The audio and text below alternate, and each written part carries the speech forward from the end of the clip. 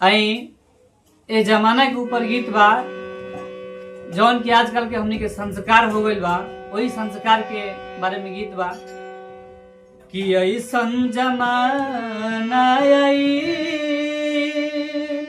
सबका अखिया से लाज गई। ऐसन जमाना आई सबका अखिया से लाज गई। ओ ऐसन जमाना आई सबका अखिया से लाज गई। ऐसन जमाना आई सबका अखिया से लाज गई।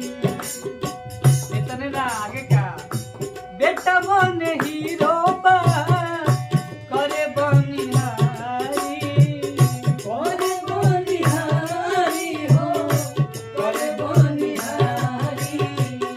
बीबी देखे टीवी बर्तन माजस महतारी, माजस महतारी हो माजस महतारी।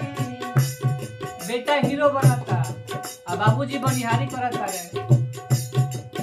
ओ बेटा बने हीरो बा करे बनिहारी, बीबी देखते हीरो बा करे बनिहारी। बीबी देखे टीवी बर्तन माजे महतारी, बीबी देखे टीवी बर्तन माजे महतारी। जियल दुसवार हो गई, जियल दुसवार हो गई। सबका अखिया से लाज गई।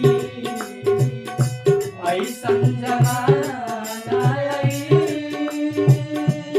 सबका अखिया से लाज गई।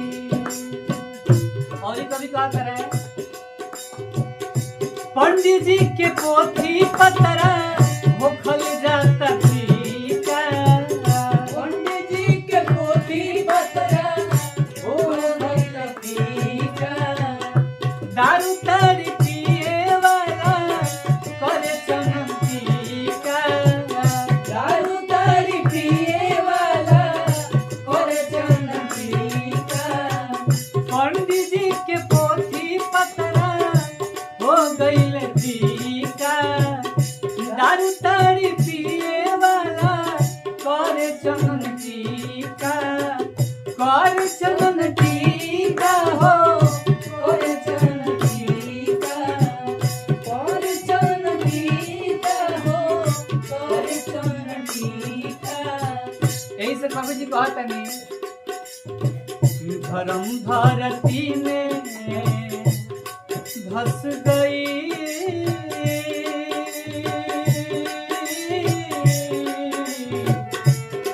धस गई रे। धर्म धरती में धस गई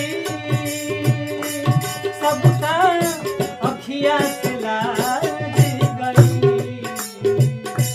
ऐसन जमाना सबका अखिया से लाज गई। ऐसन जमाना आई सबका अखिया से लाज गई।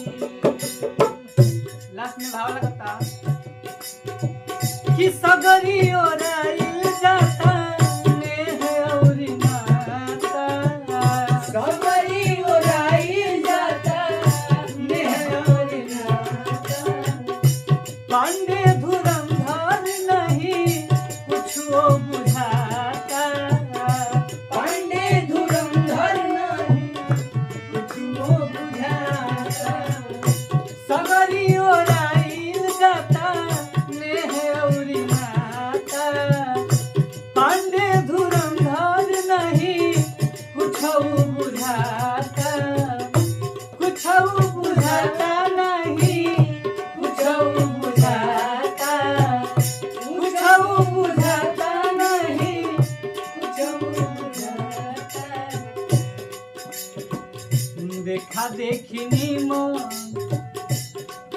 लास्ट में कहा तनी कवि जी, देखा देखी नीमन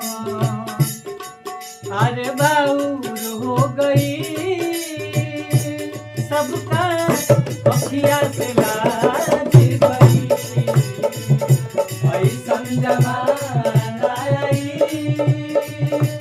सबका अखिया से लाज गई, ऐसन जमाना